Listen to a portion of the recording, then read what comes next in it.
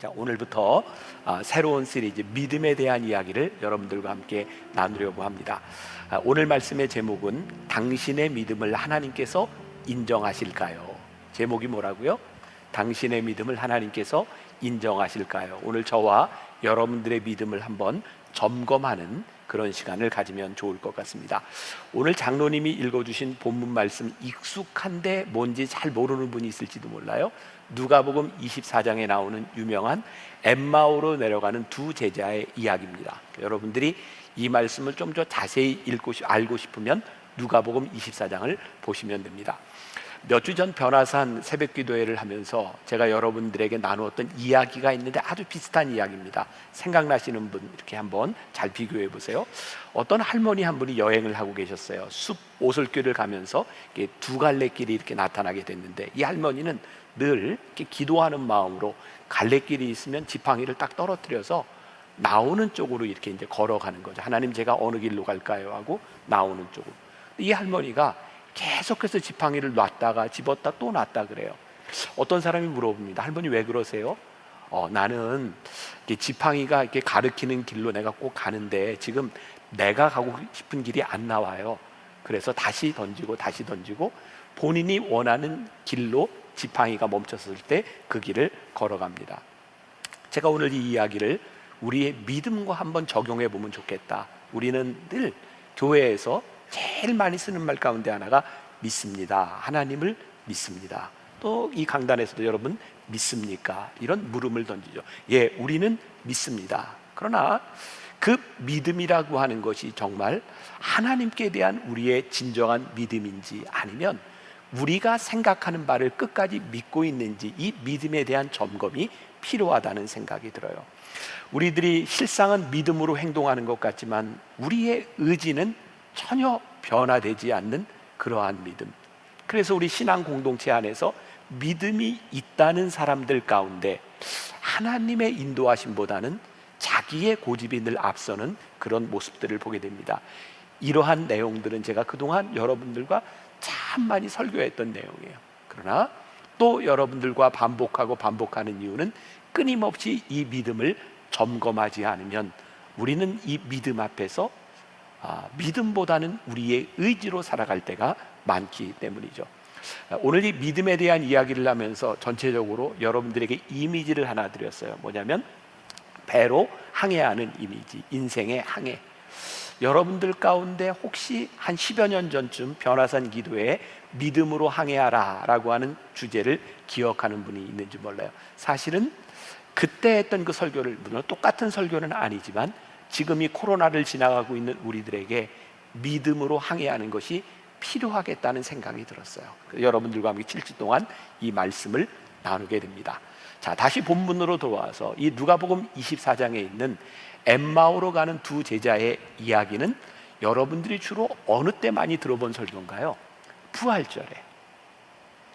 예수님이 부활하신 이후에 실망한 채로 저 엠마오로 내려가고 있던 제자들을 예수님이 만나 주셨던 사건이에요.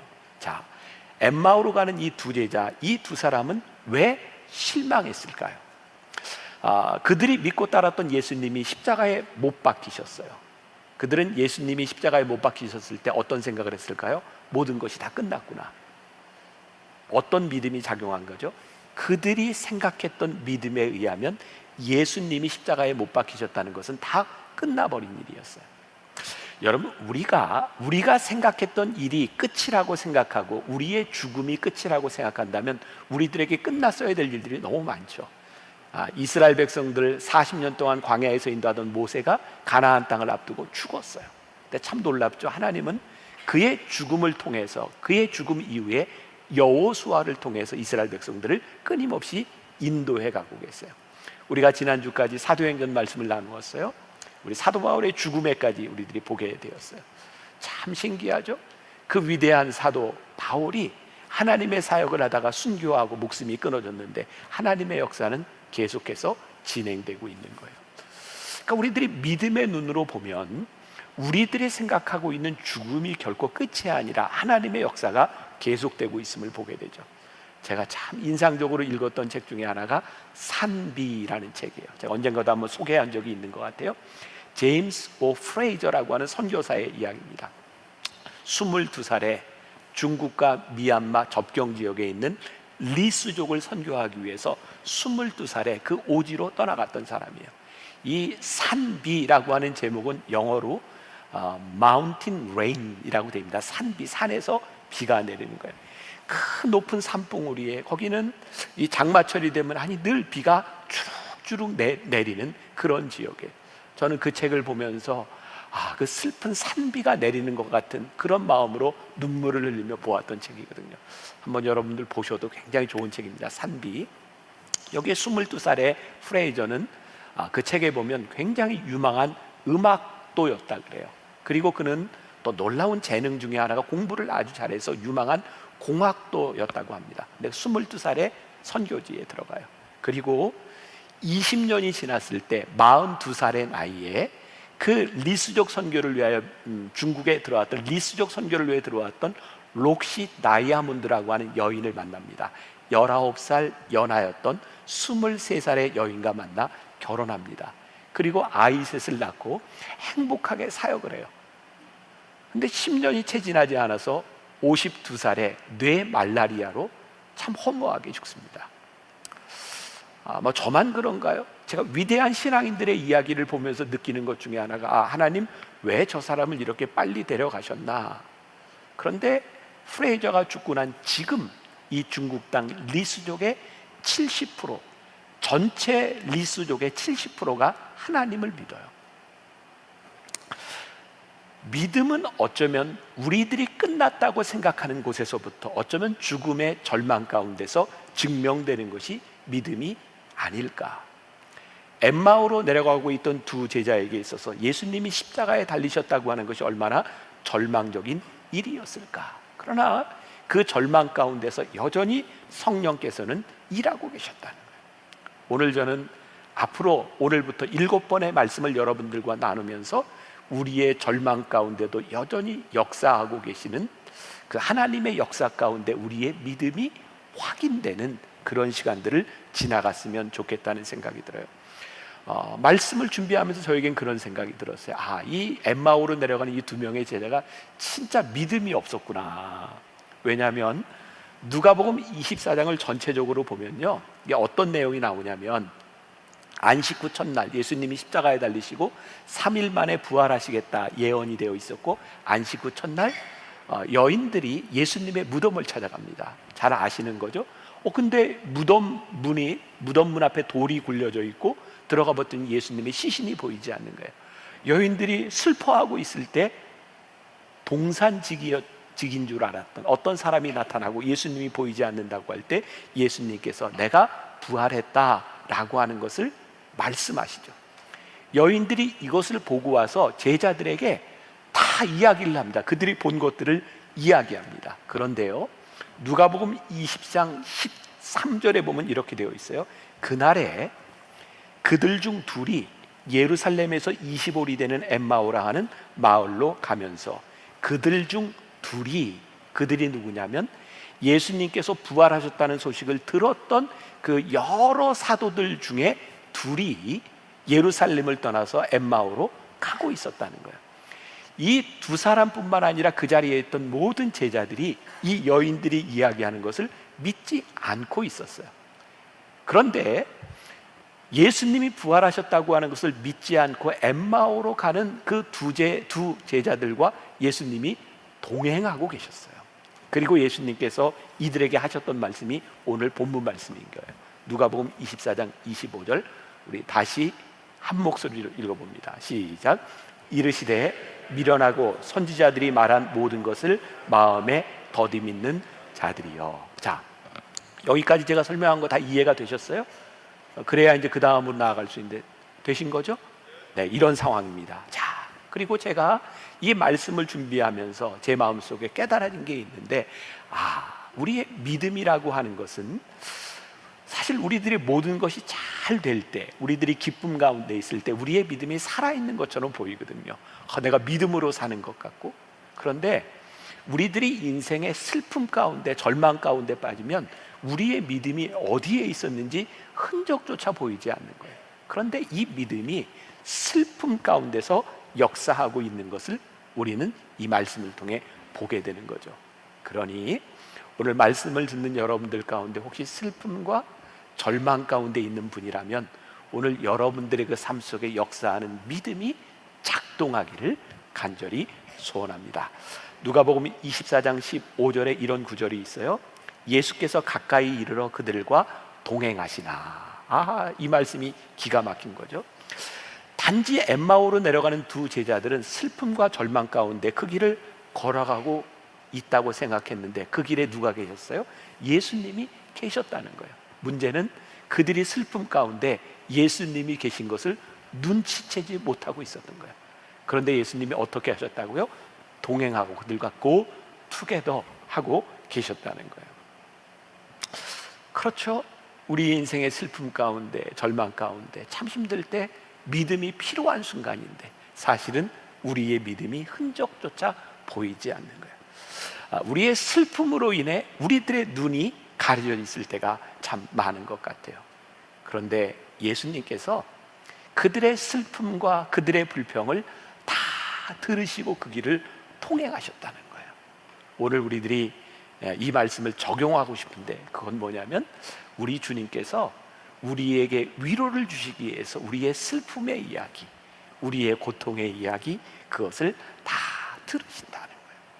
그러니까 제 마음 가운데는 그런 이미지가 생깁니다. 주님, 오늘 예배하는 우리 성도들 가운데 특별히 이 어려운 시기를 지나가고 있는 우리 성도들이 있다면 이 모든 것들을 주님 앞에 다 털어놓게 하여 주옵소서.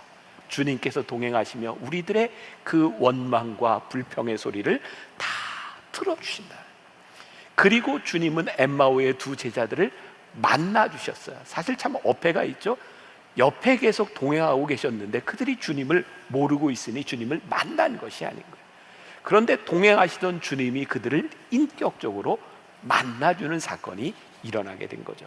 자, 인격적이라고 하는 말은 무슨 말일까요? 저는 인격적이라고 하는 말을 이렇게 해석해요.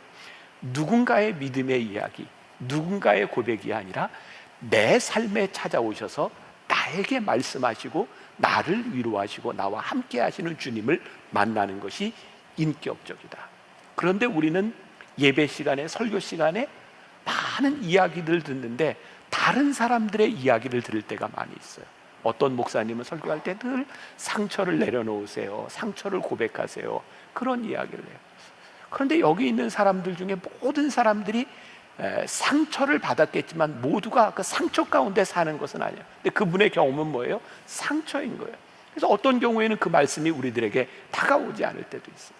꽤 오래전인데 저희 교회에 어떤 목사님을 초청해서 우리 장로님들과 함께 이렇게 세미나를 가진 적이 있어요. 근데 제가 굉장히 당황스러웠어요. 그 목사님이 처음부터 끝까지 우리 장로님들을 앞에 놓고 교회와 목사와의 갈등이 있을 때 갈등의 이야기를 자꾸 하는 거예요. 근데 그 이야기가 우리 교회는 적용이 되지를 않는 거예요. 우리는 갈등이 없는데. 그러면서 무슨 생각을 하는 거예요? 저분의 경험이 그런 것이구나. 우리 아이들이 고등학교를 다닐 때 이 분당에 있는 미션 스쿨을 다녔어요. 그 수업 시간에 목사님이 와서 수업하는 시간이 있는데 한 번은 아이들에게 그렇게 이야기를 하더라는 거예요. 얘들아, 너희 중에 혹시 살면서 부모와 가정에 대해서 만족하는 애들이 있다면, 사람이 있다면 손 들어봐라. 우리 아들이 손을 번쩍 들었대요. 근데 선생님이 그러더라고요. 잘 생각해봐. 제 아들이라는 걸 아니까. 혹시 너 아버지가 목사라고 그러는 거 아니니? 괜찮아. 근데 우리 아들은 난 진짜 만족하는데요. 그때 그 얘기를 들으면서 저 목사님에게는 가정에 대한 상처가 있나 보다. 그러니까 이 하나님의 말씀은요, 누구의 이야기가 아니라 내 삶에 인격적으로 하나님이 들어오셔서 내 삶을 만나 주셔야 그것이 믿음의 이야기가 되고 우리들의 상처를 치유하는 이야기가 될 수 있는 거예요. 오늘 예수님이요, 슬픔과 고통 가운데 엠마오로 내려가고 있었던 두 제자의 이야기를 다 들으셨다. 그리고 제자들을 만나 주셨어요. 그리고 이 두 사람을 슬픔 가운데, 절망 가운데 엠마오로 내려가고 있던 이 두 제자를 꾸짖으시는 장면이 나오죠. 오늘 본문 말씀이 뭐예요? 이르시되 미련하고 선지자들이 말한 모든 것을 마음에 터듬 있는 자들이요. 미련한 자, 이 미련한 자 그러는데 저는 요 말씀이 미련하고 요것보다는 예수님이 야 이 미련한 놈아 이렇게 쓰면 성경이 훨씬 더 와닿을 것 같아요. 예수님이 이 사람들을 꾸짖고 계시는데 꾸짖는 그런 의도가 저에게는 이 미련한 놈아라고 하는 말씀 가운데 그들을 향한 사랑이 배어 있는 거예요. 이 미련한 놈아, 예수님께서 그들을 향해서 이 사악한 놈들아 이렇게 말씀하시지 않았다는 게, 이 미련한 놈들아 너희가 아직도 믿지 못하느냐, 너희들이 미련하여 이 불신앙 가운데 있는데 우리 주님께서 이 불신앙을 깨고 믿음을 심어주시겠다는 거예요. 자, 예수님께서 깨닫게 하시는 이들의 불신앙에 찾아오셔서 예수님이 말씀하시는 이들이 가지고 있는 불신앙의 이유는 무엇일까? 여러분들, 우리는 때때로 우리의 믿음을 잘못 생각하는 경우들이 있는 것 같아요. 믿음이라고 하는 건 진짜 뭘까요? 우리들이 믿음으로 산다는 것은 진짜 뭘까요? 하나님을 의지한다고 하는 것은 진짜 뭘까요? 꽤 오래전인데 저희 교회 제가 초하루 기도회 때 제 친구 목사님을 한번 초청해서 말씀을 들은 적이 있어요. 저는 공부를 비교적 일찍 마치고 박사학위를 받고 이제 한국에 돌아왔는데 제 친구 목사는 이제 박사 과정을 하는 동안 꽤 오랜 시간이에요. 10년 넘게 공부를 하고 있는 거예요. 공부가 너무 힘들어서 하루는 하나님께 그렇게 기도했대요. 하나님, 제가 이 박사학위를 끝낼 수 있을까요? 하고 진지하게 물었대요. 그때 주님께서 아마도 미국에서 기도했기 때문에 영어로 대답해 주신 것 같아요. 마음속에 이렇게 예수님이 마음속에서 말씀하시더래요. 영어로 이런 표현이에요. It's up to you. 이게 뭐냐면 너에게 달렸다. 하나님, 제가 박사학위를 끝낼 수 있을까요? 라고 기도하는데 주님이 뭐라고 응답을 주셨냐면 그건 너에게 달렸다. 네가 열심히 하면 마칠 거고 게으르면 못 마칠 거야. 여러분, 우리의 기도의 불신앙에 대한 문제는 우리들이 기도하면서 하나님 앞에 우리들이 최선을 다해 살지 못하는 모습들이 우리들에게 있는 거죠. 어쩌면 불신앙의 책임을 하나님께 전가하는 경우들도 우리들에게 있는 것 같아요. 우리들에게 이 불신앙, 우리들의 불성실함, 이것이 우리들의 눈을 가리울 때가 있는 것 같아요. 또 믿음에 대한 이야기를 하면서 우리들이 믿는 것, 그리고 우리의 신앙의 고백들이 일치하지 않을 때 우리들의 눈을 가리는 것이 있다. 자, 엠마오로 내려가는 두 제자들, 이들이 누구라고요? 제자라고요. 누구의 제자? 예수님의 제자. 12명에는 들지 못했지만 예수님의 측근에서 예수님의 말씀을 들었던 제자들이에요. 이들은 또 선지자들의 이야기를 듣고 알고 있었던 사람이에요. 흥미롭죠? 예수님의 이야기도 듣고 선지자의 이야기도 듣고 그들이 지식적으로 알고 있는데 그들은 믿음으로 살지 않는 거죠. 우리의 믿음이 언제 불신앙으로 드러나는지 아세요? 우리들이 지식적으로 알고 있는데 이 알고 있는 믿음을 우리들이 살아내지 못할 때 그것이 우리들에게서 불신앙으로 드러나는 거죠. 오늘 말씀을 듣는 여러분들 가운데 나에게 정말 이렇게 믿음이 없을까? 라고 느껴지는 분들에게는 지식이 없는 것이 아니라 그 믿음에 대한 지식을 살아내고 있지 못하기 때문이죠. 우리가 하나님의 말씀을 진리라고 믿고 있지만 내가 믿을 수 있는 부분들만 믿으며 그 말씀이 우리들에게 적용되지 않을 때 사실 우리들의 삶의 불신앙의 모습들이 많이 드러나게 돼요. 좋은 예화가 될 것 같아요. 어떤 남자아이가, 어린아이가 아버지와 함께 동물원에 갔대요. 여러분, 동물원에 가면 제일 인기 있는 동물들이 되게 뭐죠? 맹수들이죠. 사자, 호랑이 같은 거. 그래서 이제 사자 우리에 가서 이렇게 보는데 아이가 사자를 보자마자 막 울더라는 거예요. 그 아버지가 왜 우냐 그랬더니 이 아이가 아빠를 보고 아빠, 저 사자가 보이지 않으세요? 무서워요. 막 우는 거예요. 아빠가 얘기하는 거예요. 야 이놈아, 아빠는 사자도 보이지만 사자 앞에 쳐 있는 철창도 보이는데 너는 사자만 보이냐? 흥미롭지 않아요? 흥미로워 주세요. 사자만 보이면 두려운데요, 사자 앞에 철창이 보이면 두렵지 않은 거예요. 사실 믿음의 문제가 그런 거거든요. 우리들 앞에 지금 무엇이 보이느냐? 엠마오로 가는 두 제자에게 문제가 뭐예요? 예수님이 동행하시는데 예수님이 보이지 않는 거예요. 그들의 슬픔으로 인하여 눈이 가려져 있는 거죠. 아주 좋은 비유가 될 것 같아요. 여러분들 다 마스크 쓰고 계시는데 저같이 이렇게 안경을 쓴 사람들은 마스크를 쓰면서 굉장히 당황스러울 때가 뭐냐면 숨 쉴 때 김이 서리는 거예요. 별로 안 신기하세요? 신기한 건요, 김이 서리면 이 김 때문에 앞에 물체들이 보이지 않는 거예요. 신기하잖아요. 앞에 물체들이 있는데 김이 서리면 안 보이는 거예요. 저 목사는 별게다 신기해. 그런데 우리의 신앙이 그런 거예요. 우리들의 눈에 슬픔과 걱정이 가리워 보이면 보아야 될 것들이 보이지 않는 거예요. 하나님의 약속이 우리들에게 보이지 않는 거죠. 또 가만히 생각해 보면 우리들 눈에 보이지 않는 이 불신앙의 이유 가운데 하나는 성급함이라는 것들이 늘 우리들 가운데 있는 것 같아요. 성급함처럼 우리가 믿는 믿음을 가로막는 것이 없구나라는 생각이 들어요. 자, 오늘 말씀으로 다시 들어가 보면 엠마오로 가는 이 두 제자가 예루살렘에서부터 엠마오로 내려가고 있는데 그게 언제냐면 안식 후 첫날 예수님이 부활하신 날이에요. 그들은 여인들의 증거를 들었지만 그들의 눈으로 보지 못했어요. 그리고 엠마오로 내려가고 있는 거죠. 자, 이런 생각을 해보세요. 만일 그들이 예수님께서 약속하신 날 안식 후 첫날 그날 밤이 다 지나지도 않았는데 아마 예루살렘에서부터 엠마오로 내려갔으니 대낮에 내려갔지 않겠습니까? 밤에 강도를 만날 수도 있으니. 그러니 이들은 예수님이 약속한 날 그 하루가 다 지나기 전에 그들은 이미 슬픔으로 떠나가고 있는 거예요. 만일 그들이 예루살렘에서 그 자리를 지키고 있었더라면 그들의 눈으로 부활하신 주님을 만날 수도 있었을 텐데, 서로 부활하신 예수님을 간증하는 다른 사람들의 이야기를 들을 수 있었을 텐데 그들은 성급함으로 내려가고 있는 거죠. 히브리서 10장 36절에 이런 말씀이 있어요. 히브리서 10장 36절 잘 기억하세요. 같이 봅니다. 시작. 너희에게 인내가 필요함은 너희가 하나님의 뜻을 행한 후에 약속하신 것을 받기 위함이라. 아마 히브리서 기자가 우리의 상태들을 바라보며 정확하게 말씀하고 있는 것 같아요. 너희에게 뭐가 필요함은 인내가 필요함은 너희가 하나님의 뜻을 행한 후에 약속하신 것을 받기 위함이라. 그러니까 우리의 믿음이 흔들리는 많은 경우들이 뭐예요? 우리들이 인내하지 못하고 그 시간들을 참아내지 못하는 거예요.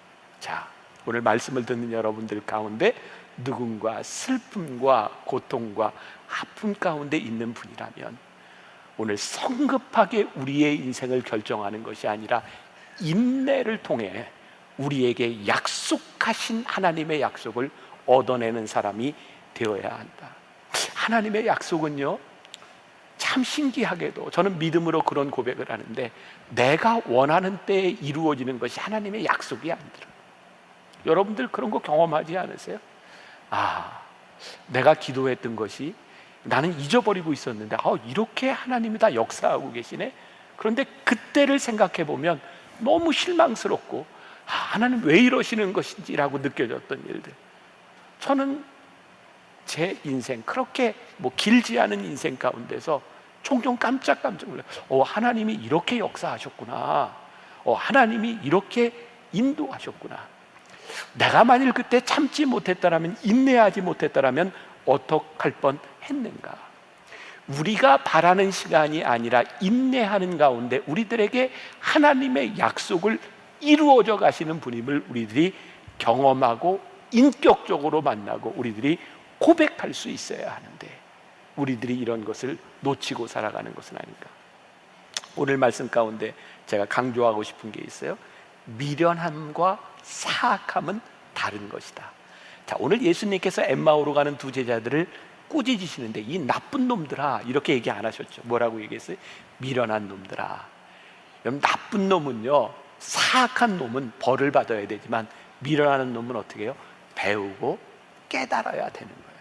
그러니까 오늘 우리들의 믿음의 문제, 우리들의 믿음이 흔들리는 불순종에 대한 문제들은 우리들이 배우고 깨달아야 되는 거죠. 자, 믿음으로 항해하라. 제가 이 이미지를 7주 동안 믿음에 대한 이야기를 하면서 이 배와 항해에 대한 이야기로 비유를 하는데요. 여러분, 배가 이렇게 정박을 한다 그러죠. 서 있을 때 늘 배는 뭘 내리냐면 닻을 내려요. 저 바닥에 닻이 내려가잖아요. 물은 계속 흘러요. 바람도 불러요.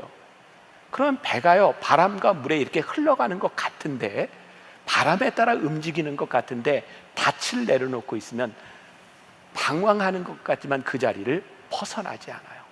저에게는 그런 이미지가 저에게 있는 거예요. 하나님, 우리 성도들이요, 우리의 인생을 살아가면서 슬픔과 고통, 어려움과 때로 절망의 순간 가운데 우리의 믿음이 흔들리는 것 같지만, 주님, 우리가 지금까지 살아왔던 우리의 믿음의 뿌리와 믿음의 닻이 있습니다. 지금 우리들이 흔들려서 떠내려가는 것 같지만 주님께서 우리들에게 이렇게 말씀하실 거예요. 이 미련한 놈들아, 내가 아직도 그것을 깨닫지 못하느냐? 그런데 우리들에게 뭐가 있어요? 주님의 믿음의 닻이 우리들에게 내려져 있는 거예요. 지금까지 우리들이 믿음으로 고백하며 우리들이 살아왔던 우리의 예배와 기도가 믿음의 닻이 되어 쫙 뿌리를 내리고 있는 거예요. 그래서 지금 우리들의 모습을 보며 우리 주님께서 이 미련한 놈들아 라고 지적하고 우리를 꾸짖으실 수 있지만, 우리로 하여금 믿음을 붙들게 하시는 일들이 있는 거죠. 우리들의 믿음이 많이 흔들리는 경우들을 보면 하나님이 우리들의 눈에 보이지 아니하고, 또 때로는 우리들이 믿을 만한 선한 것들이 우리들의 눈에 보이면서 우리의 믿음이 흔들릴 때가 참 많이 있죠. 스펄전 목사님, 유명한 영국의 스펄전 목사님의 설교를 보면 거기에는 은혜에 대한 이야기와 믿음에 대한 이야기가 참 많아요. 스펄전 목사님 당시에 그런 일이 있었대요. 어떤 마을에 이렇게 순박한 노부부가 살고 있는데 어떤 사람이 이사를 온 거예요. 친하게 잘 지내다가 이 사람이 노부부에게, 사실은 당신 친척이 당신에게 큰 유산을 남겼는데 그 유산을 찾아드리겠습니다. 그러면서 그 유산을 찾으려면 일단 세금을 잘 내고 있어야 되는데 그 돈이 내가 대신 내드릴 테니까 돈을 좀 달라고 해서 매달 세금을 계속 낸다고 돈을 받아가는 거예요. 그 사람이 얼마나 친절한지 몰라요. 그리고 매달 세금을 내준다고 받아먹다가 도망을 간 거죠. 스펄전 당시에 1800년대에 이렇게 사기치는 사람이 있었다. 보니까 사기꾼은 그때나 지금이나 늘 있고요, 사기꾼의 특징은 친절하다는 거예요. 그러니까 여러분들 주변에 특별히 친절한 사람이 있으면 조심해라. 큰일 났다. 사기꾼일 확률이 많다. 근데 하나님은요, 우리들에게 늘 친절함만으로 다가오시는 분이 아니에요. 그분은 우리들에게 진리로 다가오시는 분이죠. 근데 우리는 늘 지금 우리 앞에 친절함, 우리들 앞에 좋은 것 때문에 우리들의 믿음을 잃어버릴 때가 참 많죠. 자, 이건 여러분들이 참 기억해야 될 부분 중에 하나인데, 얼마 전 TV에 보니까 아직도 해결되지 않는 꼬리에 꼬리를 무는 이야기, 거기에 아마 희대의 사기꾼이었던 조 히팔에 대한 이야기가 나와 있더라고요. 몇 조를 이렇게 다단계로 이렇게 사기를 쳤던 사람의 이야기예요. 근데 이 조 히팔이라고 하는 사람이 사기를 치기 위해서 무려 2년 동안 사람들에게 돈을 빌리고 꼬박꼬박 이자를 넣어줬다는 거 아니에요. 그리고 2년이 지난 후에 한 건을 하기 위해서 사람들에게 빨리 돈을 이제 모으게 되었는데, 그 조이팔이라고 하는 그 친절한 사람 때문에 사람들이 돈을 다 맡기고 사기를 당하게 돼요. 여러분들 가만히 생각해 보세요. 여러분들 주변에 누가 저기 좋은 땅이 있는데 저거 사면 아마 돈을 많이 벌 거라고. 돈을 많이 벌 땅이면 자기가 사지 왜 남한테 소개를 해주겠어요? 아니, 이자를 10% 20% 막 받을 수 있는 일이라면 자기가 해서 돈을 벌지, 누가 그렇게 착하다고 남에게 굳이 가서 이렇게 좀 투자해보라고 이야기하겠어요? 여러분, 세상의 선함은 절대로 우리들의 믿음의 대상이 될 수 없는 거예요. 근데 우리들은 자꾸 이 세상에 속고 세상에 넘어가는 거죠. 우리의 믿음은 사실은 절망 가운데서 우리의 믿음이 어떤 믿음인지가 드러나고, 우리의 인생의 고난에 직면할 때에 우리들이 무엇을 믿는가가 분명하게 증명되는 거죠. 슬픔에 차서 엠마오로 내려가고 있던 이 사람들, 그들의 경험에 의하면 소망이 없었던 그 일들, 그 순간을 맞이하게 될 때 거기에서 우리는 믿음의 문제에 직면해요. 정말 하나님이 계십니까? 여러분들에게 믿음이 있습니까? 이 믿음은요, 스펄전 목사님의 설교에 의하면 아주 이제 재밌는 표현이 있는데요. 자, 믿으면서도 믿지 않는 자들, 불신자보다도 못한 사람들에 대한 이야기를 하면서 이 종교 개혁자들이 구원을 얻을 수 있는 참된 믿음의 세 가지 요소를 이야기하고 있는데, 이게 라틴어인데요. 하나는 노티티아라는 말인데 이것은 지식과 정보라는 말이에요. 이런 거 기억 안 하셔도 돼요. 두 번째는 아센수스라고 하는 말인데 이것은 동의하다, 이런 말이에요. 그다음에 피두시아라고 하는 말인데 이것은 신뢰하고 행한다라는 말이에요. 어떻게 비유를 들고 있냐면, 예를 들어서 어떤 사람이 중병에 걸려서 의사를 찾아갔는데 실력 있는 의사가 처방을 해준 거예요. 그러면 첫 번째 지식이라고 하는 건 뭐냐면, 의사가 처방해 준 대로 약을 먹으면 낫는다, 이게 지식이에요. 두 번째, 이 처방한 약을 먹으면 낫는다는 것을 내가 믿는다, 이것은 동의하는 거예요. 근데 세 번째, 의사가 처방해 준 대로 내가 믿고 그 약을 먹는다, 이것이 행함까지 가고 있는 거죠. 우리의 문제는 뭔지 아세요? 우리가 지식적으로 알고 우리들이 동의까지 하는데 믿음으로 살지 않는 거예요. 오늘 엠마오로 가는 두 제자의 절망은 어디에 있는가? 그들은 지식적으로 알고 있었지만 그들이 동의한 것을 믿음으로 살아내지 못했던 거예요. 여러분들 가만히 보세요. 성경에 나오는 족장들의 이야기를 한번 보세요. 그들의 믿음은 어디에서 증명이 되었는가? 주님은 나의 최고봉 오스왈드 챔버스, 여러분들 잘 묵상하고 계십니까? 자, 오스왈드 챔버스가 하는 이야기 가운데 많은 것들이 있지만 제일 많이 와닿는 것 중에 하나가 그거예요. 제자들이 변화산에 올라갔을 때, 변화산의 영광에 있을 때, 그때 믿음이 증명되는 것이 아니라 그 영광을 가지고 이 세상으로 내려왔을 때, 그 챔버스의 표현에 의하면 계곡으로 내려왔을 때, 거기에서 귀신 만난 자를 만났을 때 그때 믿음이 증명된다는 거예요. 생각해 보세요. 우리가 뜨거웠던 때, 우리가 은혜를 받았던 때, 제가 가끔 그런 비유를 이야기하는데, 진짜 우리 부흥에 정말 많이 참석해 봤잖아요. 부흥회 때마다 받은 그 은혜로만 이렇게 쌓여졌더라면 여기 다 성자가 되어 있어야 돼. 막 못할 게 없어야 돼. 그런데 부흥회 때 말씀을 들으며 은혜가 충만한데 그 은혜를 어디에서 늘 떨어뜨려요? 내 삶의 현장으로 오면 믿음이 어디 있는지 흔적조차 보이지 않는 거예요. 우리의 믿음이 증명돼야 되는 때는 언제인가? 여러분들의 삶에서, 여러분들의 고통과 슬픔과 고난의 시간 가운데서 우리의 믿음이 증명돼야 되는 거예요. 우리나라의 그 행안부 장관을 지낸 분 중에 하나예요. 신앙인인데 제가 이렇게 언제 이렇게 식사를 할 기회가 있었습니다. 그분이 아주 흥미로운 이야기를 했어요. 초등학교 3학년 때 교회학교 선생님이 이런 얘기를 했대요. 영희와 철수의 이야기. 영희는 굉장히 믿음이 좋은 애야. 그래서 걔는 시험 때가 되면 공부도 하지만 기도하는 시간이 많아. 그리고 시험지를 받으면 시험 치르기 전에 기도하고 답안지를 쓴 다음에 또 기도해.